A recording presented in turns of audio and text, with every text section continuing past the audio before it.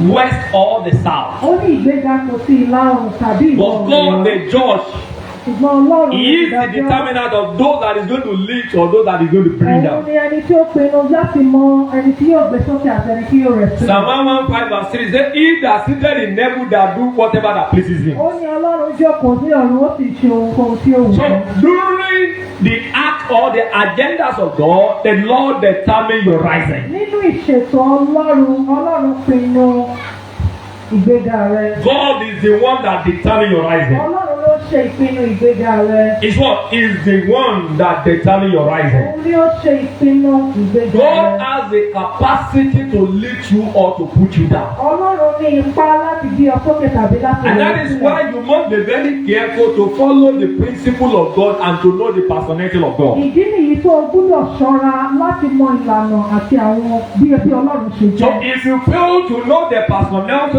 of God and you fail to follow His principle, you may remain where you are today till the Father comes. Tó o bá kùnà láti dá Ọlọ́run mọ̀ tó o sì kùnà láti tẹ̀lé ìlànà rẹ̀ wá wà níbi tí ojú kan tó Oh, wà. there is a starting point for rising of a man. Ibi ìpele ìbẹ̀rẹ̀ wà nípa Yes.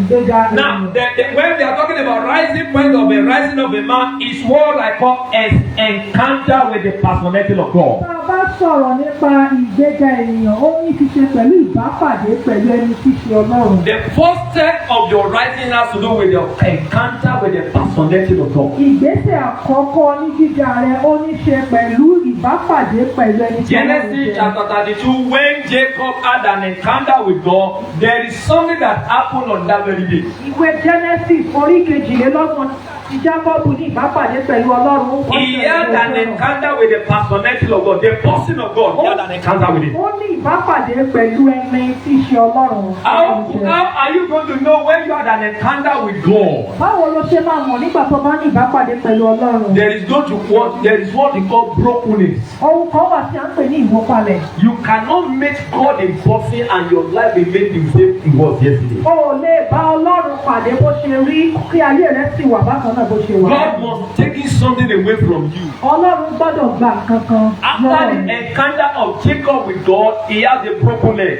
Ní ìgbà tí Jákọ́bù ní ìbápàdé pẹ̀lú Ọlọ́run, á jẹ́ egungun itan So rẹ̀. he was sleeping.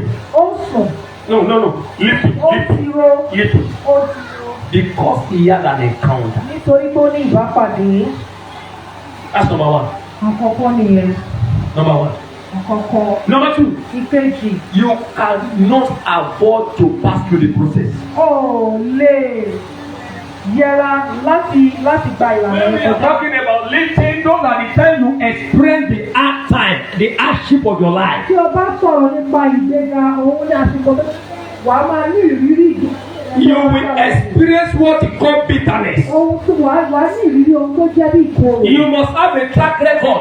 O gbọ́dọ̀ ní ipa ọ̀nà kan. Yes, we must be able to track you. A ó lè ní ipa rẹ̀. Imagine Joseph was in his father's house. Joseph wà nínú ilé bàbá He rẹ̀. had a dream.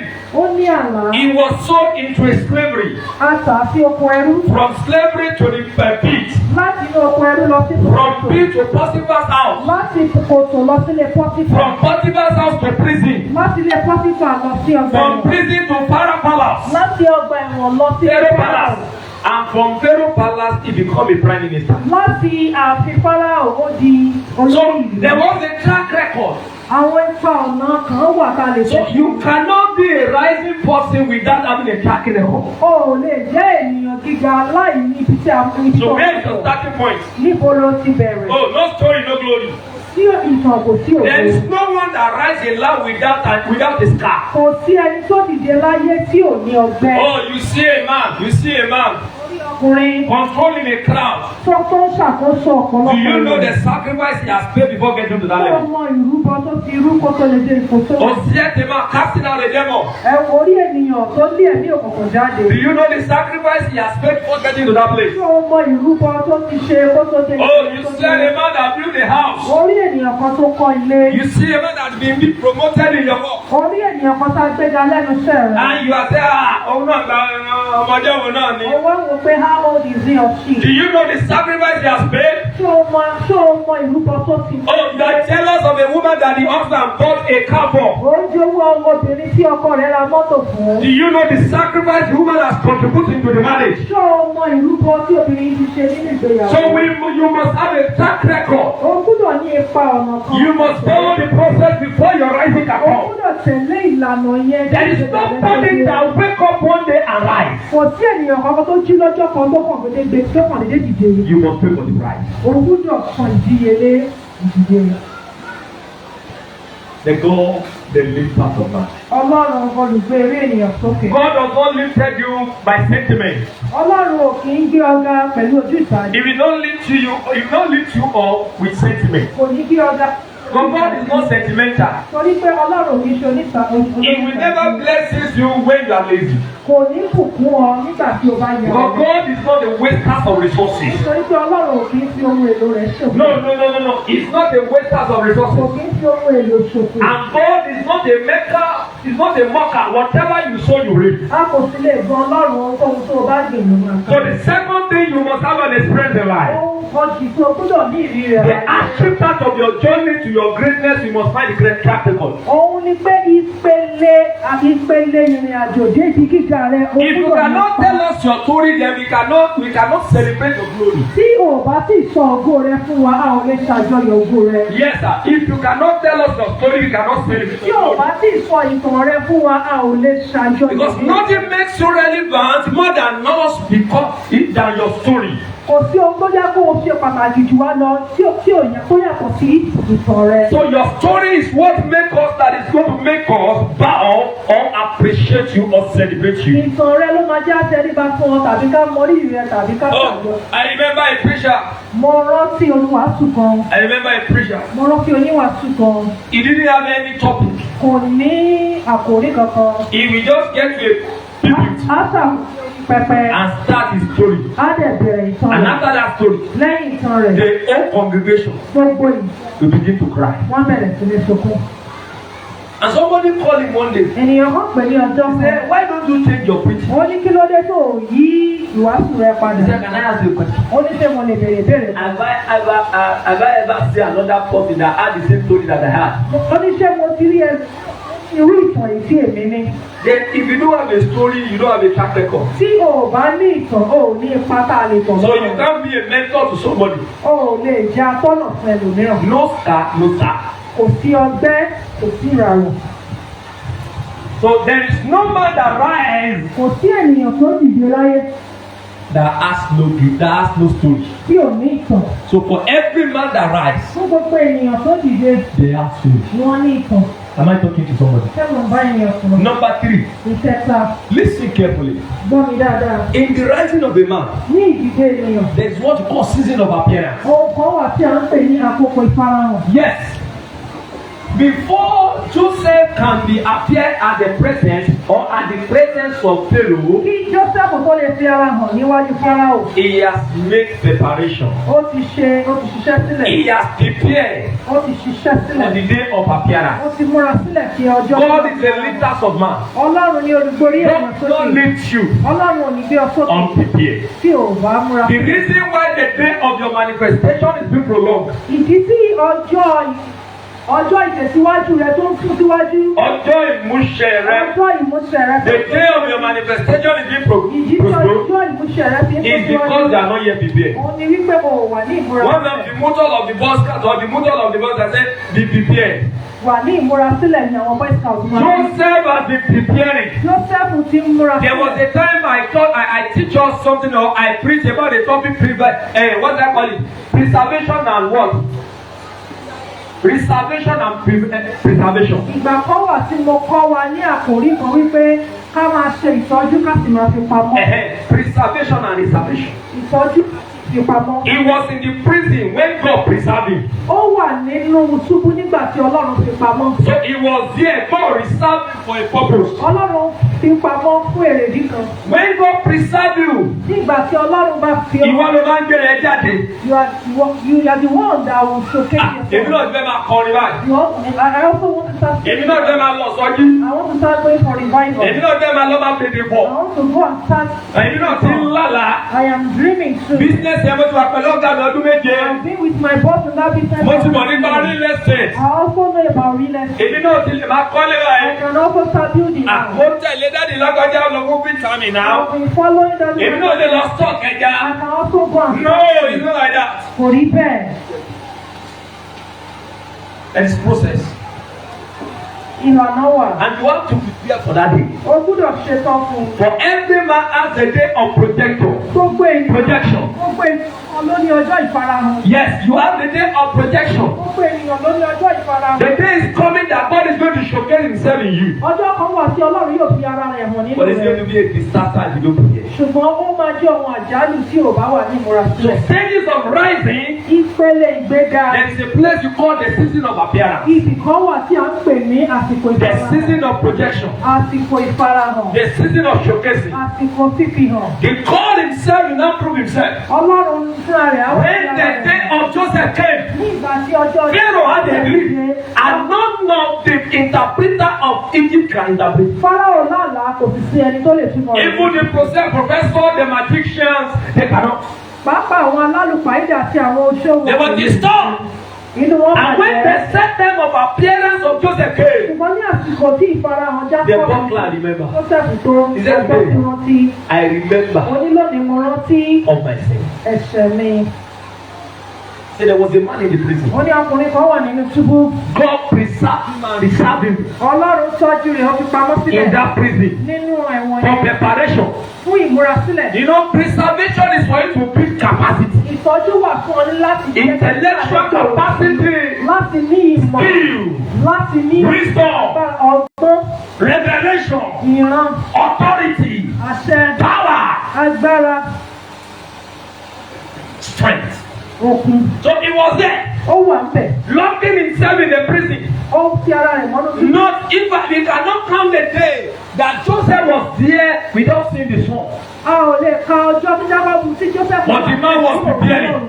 He was building capacity.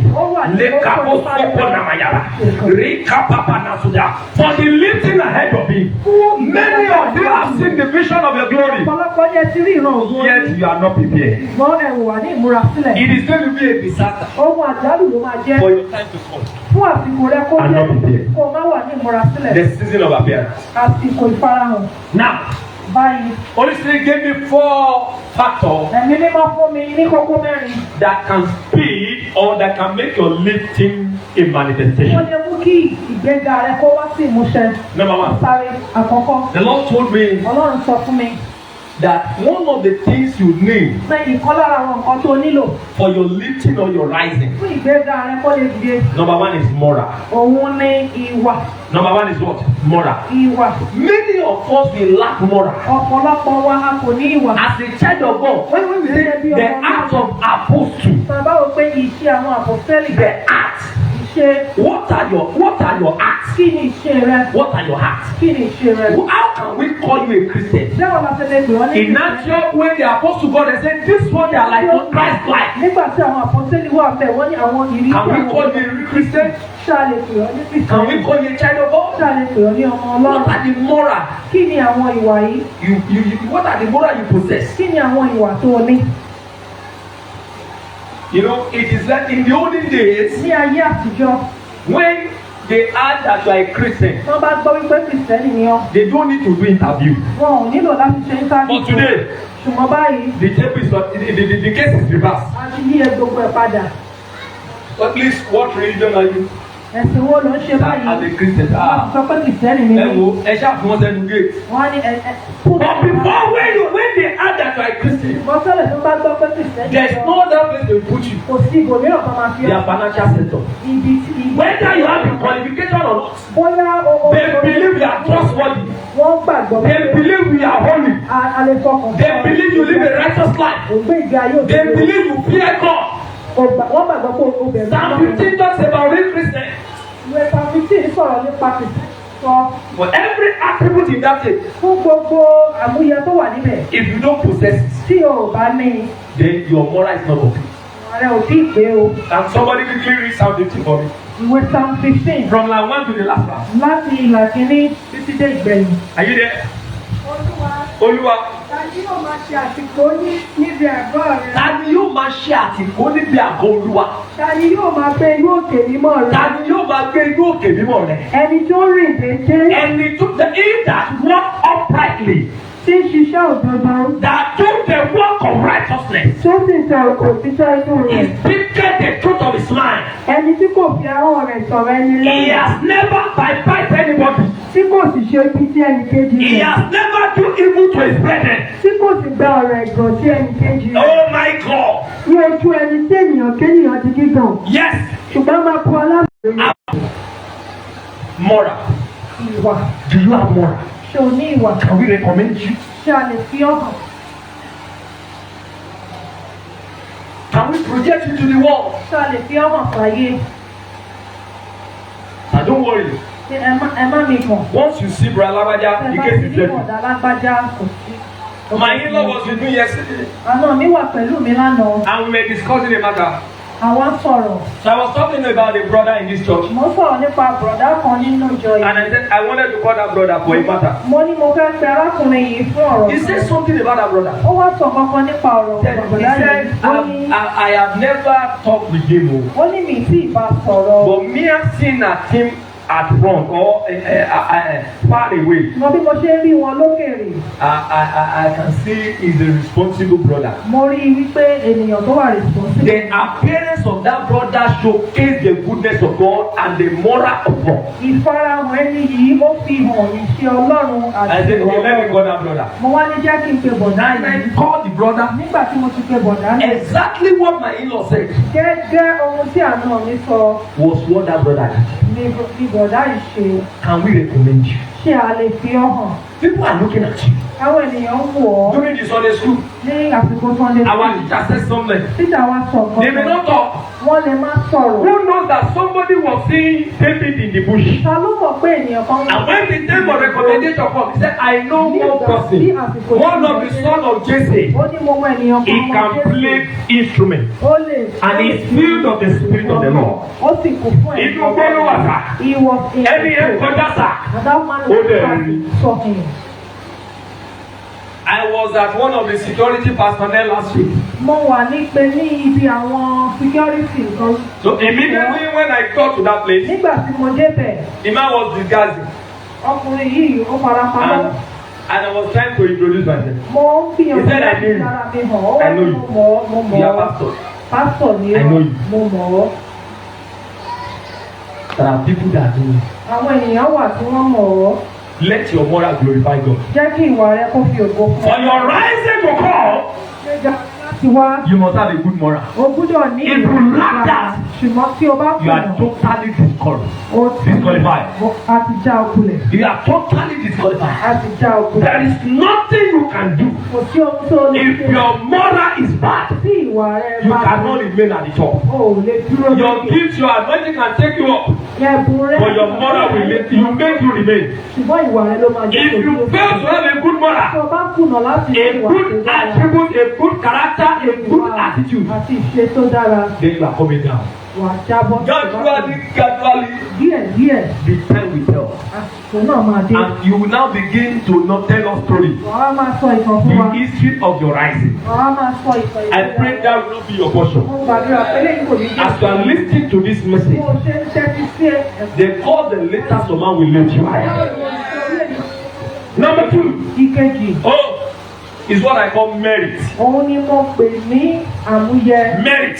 Àmúyẹ. Joseph was full of understanding and he has a great interpretation of dreams. Joseph kún fún ọgbọ́n, òye, ó sì ní ẹ̀bùn ìtumọ̀ àlá. Do you merit that position you are? Ṣé o yẹ fún ipò tó wà Do ní? you merit that position you are controlling? Ṣé o yẹ fún ipò tó jù? Stop envying that those that are merit to be in that position. Má máa ju owó àwọn tó yẹ fún ipò. Enviness is one of the killers of destiny. Ìjowú ó jẹ́ ìkan lára. If you cannot pay the sacrifice and you are not merit it, Tí Tí o bá lè san ìdíyelé rẹ̀. Oh, we put somebody as a leader in your working A place. fi èèyàn kan ṣe adarí níbi iṣẹ́ The rẹ̀. scripture says, "Let a man diligent in his job. Ó ní wọ bíbélì sọ pé wíwọ ọkùnrin náà tí ó já He will stand in front of king." Ó ní yóò dúró láàrin àwọn Are you diligent? ti ṣe láàrin ènìyàn. Are you obedient? Ṣé o jẹ́ Are you vibrant? gbọ́ràn? Are you trustworthy?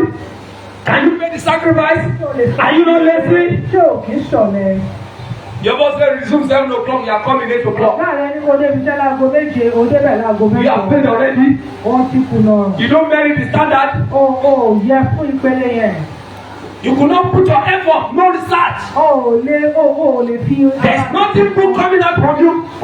Tó dára kan kò jáde láti Oh, I was talking to one of my daughters a few days Mo ago. ń sọ̀rọ̀ bá ìkan náà ọmọ I said, I can be your father at O home, lè jẹ́ bàbá rẹ ní but at the working place, I'm the boss. iṣẹ́ ọ̀gá rẹ. If you fail your responsibility as my secretary, Ojúṣe rẹ you will gẹ́gẹ́ see the other side of it. secretary. Wà á rí Let's call a spade a spade. ẹja sọ̀tọ̀. Don't bring family matter to business. Má mú ọ̀rọ̀ ẹbí wá sí ibi There iṣẹ́. must be a standard, Ìlànà gbúdọ̀ wà. a structure, Ìlànà gbúdọ̀ wà. an organization.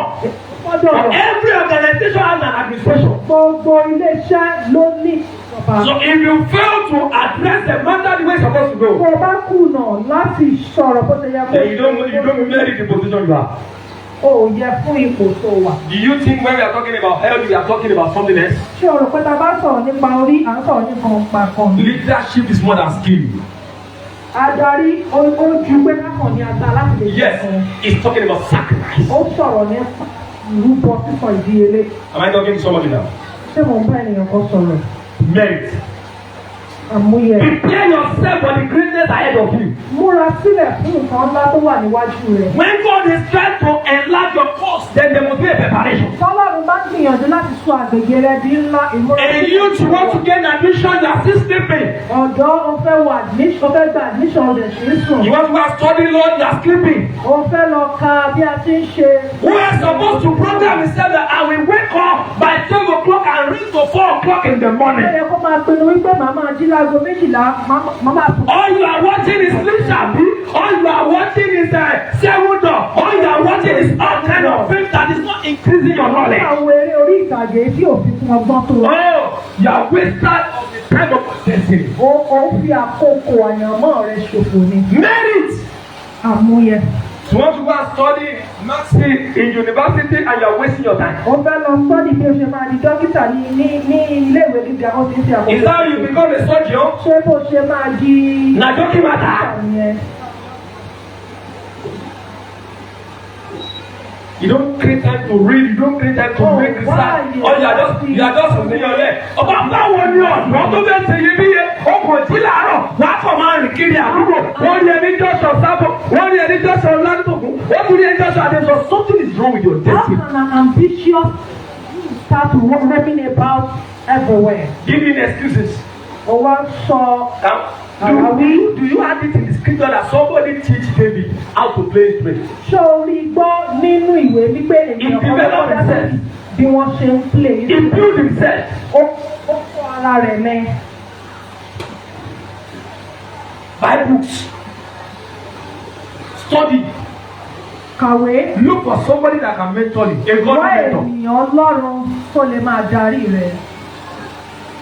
Many of you, because you lack or you hate correction, you hate chastisement, Fẹ́ ìbáwí. and that's why you are dodging. You are dodging. Ìdí nìyẹn tẹ́ Dodge, don't worry. As you are dodging for chastisement, then your destiny will dodge for you. Bó o ṣe ń sá fún ìbáwí bẹ́ẹ̀ ìyànmọ́ rẹ yóò ṣe wọ̀. You want to go and write an exam, you are still playing. Tomorrow is the exam, you are playing. Mo fẹ́ lọ ṣe ẹ̀dáàmù lọ́la, o sì ń ṣeré lénìí. And you expect miracle. O sì ń retí ìyanu. Stop calling me for nonsense. So. Má máa pè mí. If I don't see you serious, Tí mi ò bá rí reading, and the day of the exam, let's say that day they gbàdúrà fún mi to hell with you or that book. Tí mi ò bá rí wípé òun múra sílẹ̀ di Because I am where I'm wasted the anointing upon you. Nítorí mo ti. The Holy Spirit will not remind you what you don't read. Ẹ̀mí mímọ́ ò ní rán ọ létí ohun tí o kà. Stop wasting your time. Yé máa fi àkókò rẹ Say, Lord, have mercy on me. Sọ́kọ́ Ọlọ́run ṣàánú fún mi. Lord, have mercy on me. Ọlọ́run ṣàánú I fún mi. have been deceiving you. Mo ti ń sọ̀ ọ́ jẹ. And you cannot be deceived. So I realize I'm deceiving myself now. Torí wípé mò ń fún ara mi báyìí. Stop blaming God for your laziness. Má máa dá Ọlọ́run lẹ́bi fún ọ̀lẹ. Stop blaming God for your nonchalant attitude. Má máa dá Ọlọ́run lẹ́bi fún ìwà. Stop blaming God for not having plan. Má máa dá Ọlọ́run lẹ́bi nítorí Many of you don't have plan. ọ̀pọ̀lọpọ̀ yẹn ní ètò. You are just pushing life the way life is. Ẹ ṣáà kàn ń ba lọ You really understand what we call life. Ẹ ò ti òye táǹpẹ̀ ní ayé. Oh, you just wake up in the morning, you see a woman wake up in the morning, put rapa.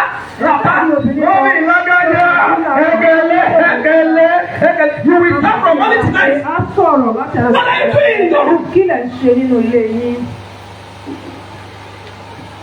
Or your mate that wake up in the morning, Àwọn ẹgbẹ́ driving car, dropping their children at market, going back, dropping their children at school, going back to market. They will stand from morning to night, looking for where to earn their daily bread. Wọ́n ru wá ibi tí wọ́n ti máa ṣe iṣẹ́ ọkọ̀. And you are just doing nonsense around the city. Wọ́n sì ń ṣe ohun tí ò bójúmu. They will leave you, they will drop key. Wọ́n á fi ọ́lẹ̀ lé Say they are coming back home. And they will see me to a post. Wọ́n sì And you are glad.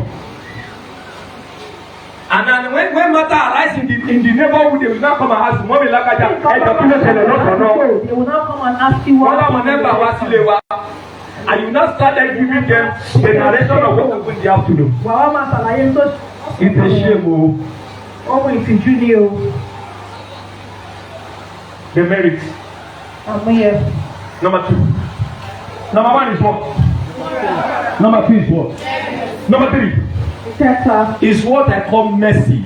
Àánú. Oh, mo rí àánú gbà. Mo rí àánú gbà o.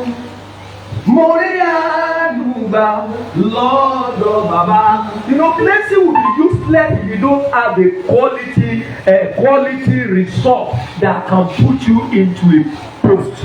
Àánú ó máa jẹ́ ohun tí kò wúlò tí o bá ní ohun tó bójú mu láti fi ọ́ sí. But when you have a good moral, Mọ́tò bá ní you have a good merit, tó ní àmúyẹ tó then mercy will elevate you. Àánú á wá gbé ọ sókè. Mercy will promote you. Àánú á gbé ọ ga. And mercy will lift you. Àánú á sì gbé ọ sókè. You know, mercy makes things easier for you. Ṣé ẹ mọ̀ pé àánú máa ń jẹ́ kí ohun gbogbo rọrùn? Even when others are casting down, then you'll be lifting up. Ní ìgbà tí a bá ń ṣe àwọn ọmọ kulẹ̀, a ó máa gbé ọ Because sókè. mercy is working for you. Nítorí pé àánú ń ṣe. When there is no way for others, there will be way for you. Nígbà tí ò bá sí ọ̀nà fún àwọn Because mercy is working for you. Nítorí pé àánú ń ṣiṣẹ́. When there is nothing to do, Nígbà tí ò bá sí mercy will give you ideas. Mercy àánú á máa Mercy will give you ní initiatives. ọgbọ́n àgbékalẹ̀. Mercy will connect you. Àánú á so ọ́. Mercy will make you, it will connect to the men of influence. Àánú á so ọ́ pọ̀ mọ́ àwọn ènìyàn ọlọ́lá. Mercy.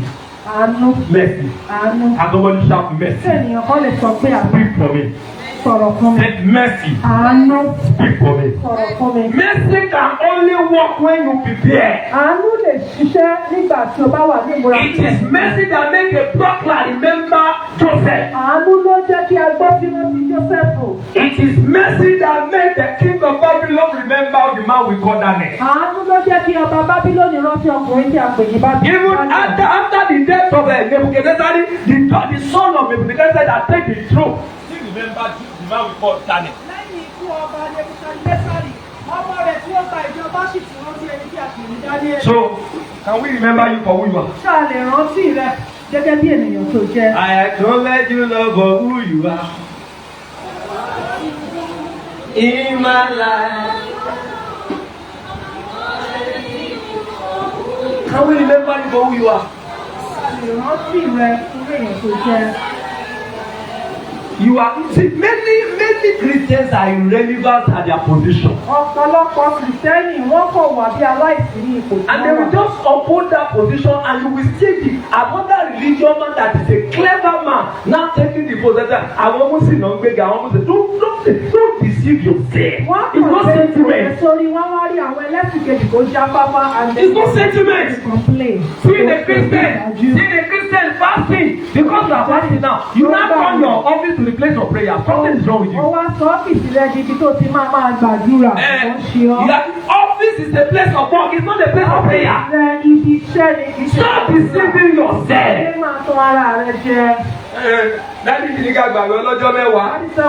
If you want to pray at office, look for toilet. Tó o bá fẹ́ gbàdúrà níbi iṣẹ́ lọ sí toilet. Ìgbẹ́ kì í rùn sọ́lọ́run, ẹ̀ṣẹ̀ ló rùn sọ́lọ́run. Feces doesn't Now, Baba Adeboye was one receive at toilet.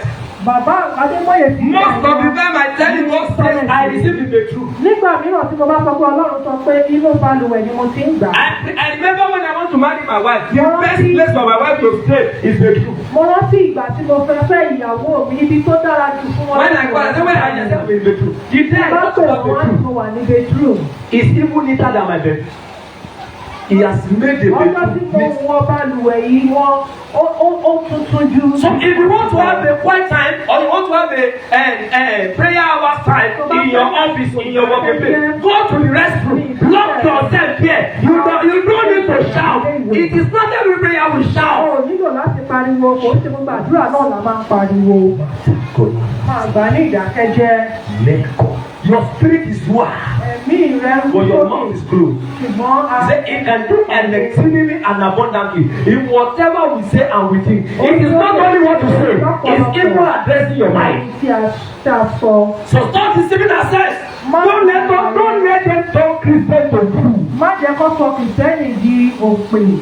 The Muslims we are talking about, many of them they will go to their salat or whatever they want to go and do at hours. They know the right time. Stop doing the wrong thing at the right time. Àwọn ẹlẹ́sìn kejì tí a ń sọ̀rọ̀ nípa rẹ̀ ọ̀pọ̀lọpọ̀ wọ́n mọ àsìkò tí wọ́n ń gbàdúrà. Má máa ṣe And stop doing the right thing at the wrong time. má máa ṣe ohun tó tọ́ ní àsìkò. Enough is enough. Ó tó gẹ́.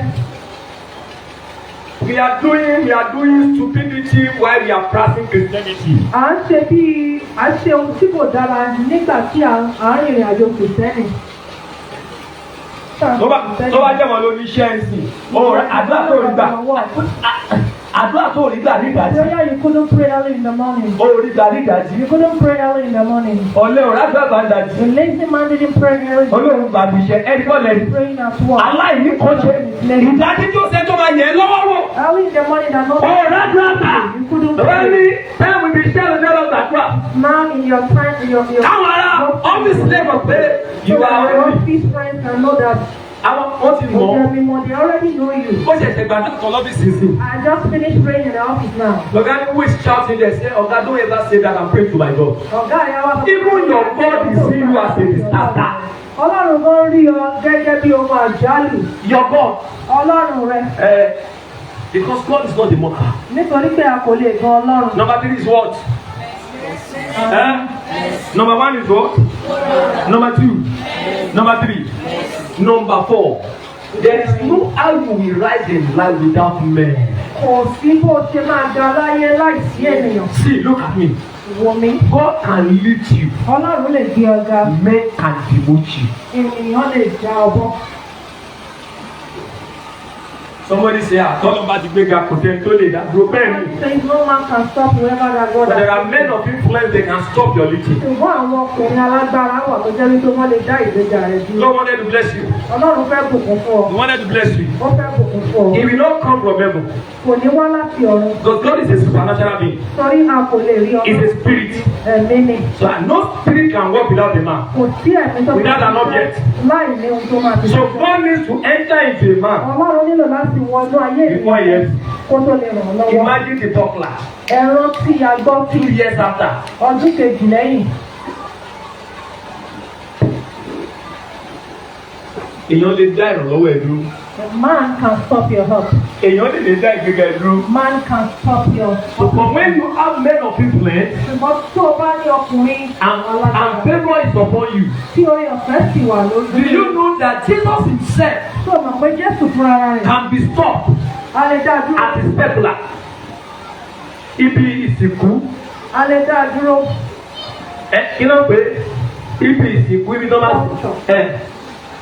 ń gbòkú sí. The culture. But there was a man Ṣùgbọ́n ọkùnrin kan wà. because the Joseph Arimathea A pè ní Joseph said Arimathea. release this man for me. Ó ní ẹ̀dá ẹni ìsílẹ̀. Jésù gan ọba máa jí ilé tí ò bá sí Joseph Arimathea. Jesus wouldn't have risen if not for Joseph. Ẹ yọ̀ǹda fún mi. So release him. Ẹ yá lọ sí tẹ́. Let me bury him That in is the tomb. the time tí ìmúṣẹ ó yẹ ìdíkiri ó ṣe ṣe ṣe. And that was when the fulfillment Ẹ wo tó bá kárọ̀ yẹ. Tọ́lá ká ní ọlọ́tẹ́rọ̀ kì í tiẹ̀.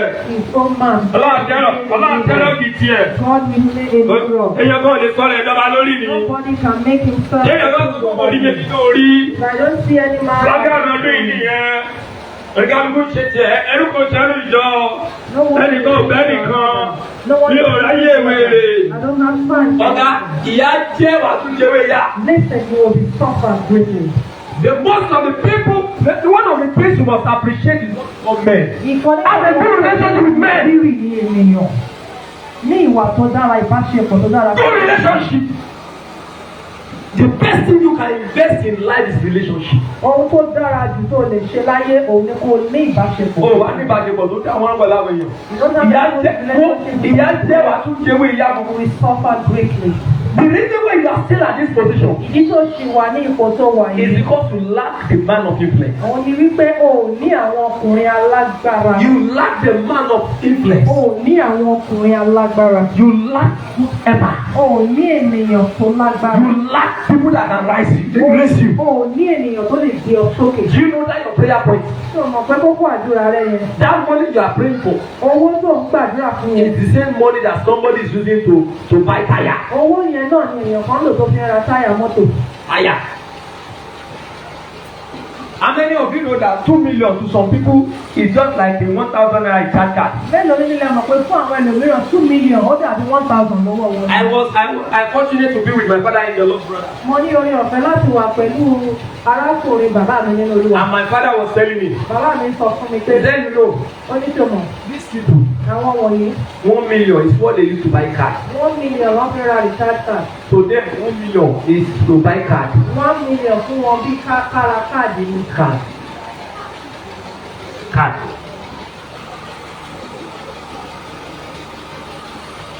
One preacher was talking.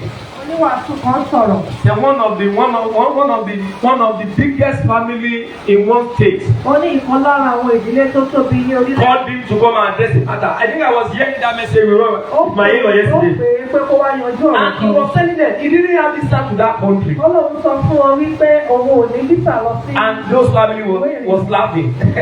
You don't know us. You don't need visa. Just get to airport and say you are going to so place. Sọ wípé òun ní airport kó sọ fún òun lọ bí. Ẹ sọ pé àwọn èèyàn wà sá. So there are men. Your prayer point na kó nama. A man called me yesterday. Ọkùnrin kan pè mí lánàá. He said, Pastor. Wọ́n ní pastor. He said, I want to go and pay a visit. Ó ní mo fẹ́ lọ ṣe àbẹ̀wò. And I want to go and examine something. Mo sì fẹ́ lọ ṣe àgbéyẹ̀wò àwọn nǹkan kan. Okay, then pray for me. Should I go? Ó ní gbàdúrà fún mi ṣé kí n Do you know what you want to go and examine? ṣé ẹ máa tó fẹ́ lọ ṣàyẹ̀wò? Cars. Mọ́tò. Mọ́tò.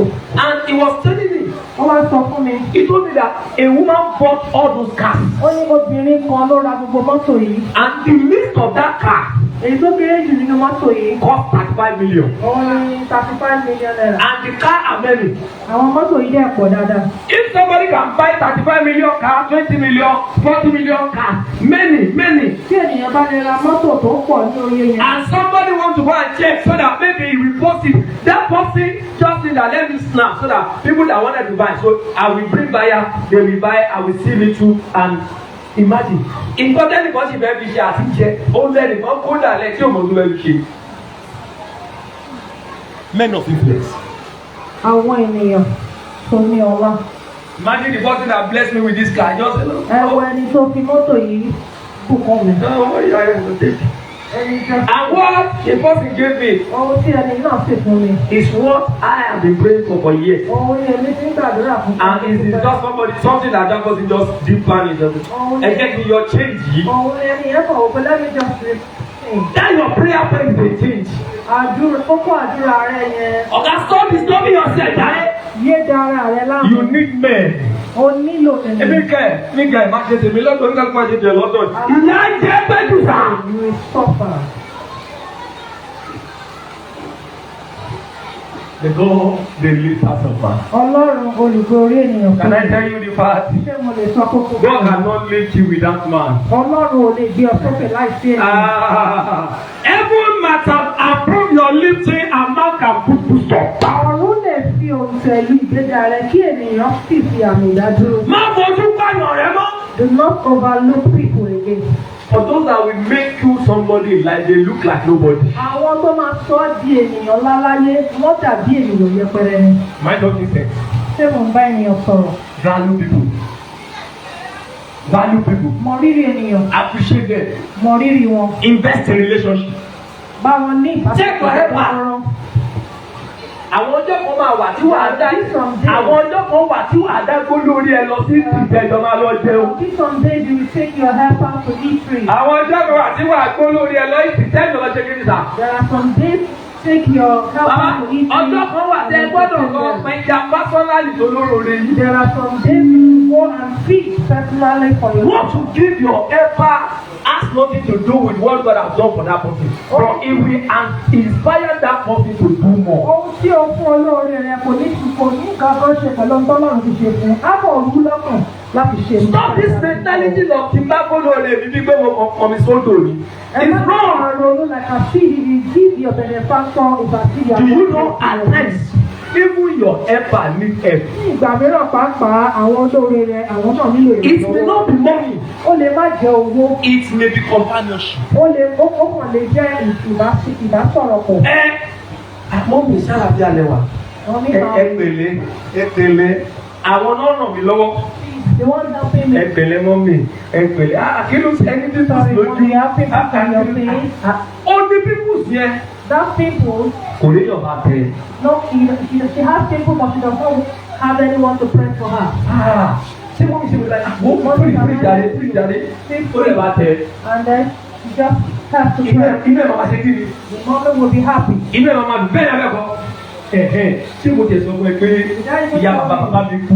Wọ́n mi ìnáwó ni ẹ̀wọ́ kékeré jẹ ìnáwó bí ìtẹ̀ máa ń tó bàbá mi ṣe kù. Ìgbẹ́ tó bàbá mi ṣe kù. Ìgbẹ́ tó bàbá mi ṣe kù kárí ẹ̀. Who will plan it for me? Mọ́mì, kí lè kú mi ṣe tó wàárọ̀ jù? Mommy, what am I doing? Ọjà yá. Inú àti kìnnì. That person will be happy. Check on your helper.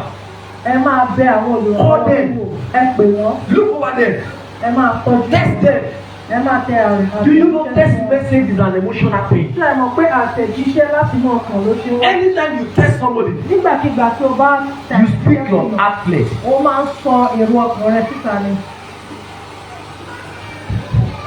Am I talking to somebody? Ṣé mo bá ènìyàn sọ̀rọ̀? Invest in relationships.